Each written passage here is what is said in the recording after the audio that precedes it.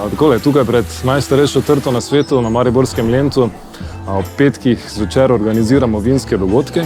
Namen teh dogodkov je, da približamo v bistvu vinsko kulturo vsem, ki jih to zanima, da se širi vinska kultura, da se širi spoštovanje do vina in da se ljudje naučijo, da je mnogo bolje pokušati manjše količine dobrih vin, kot pa velike količine slabih vin.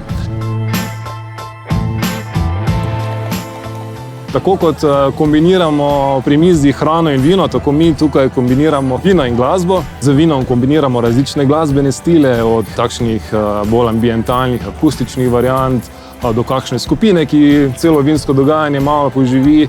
Vsi, ki jih ta tematika vina zanima, prisrčno dobrodošli tukaj na petkovi vinskih večerih pred najstarejšo trto na svetu.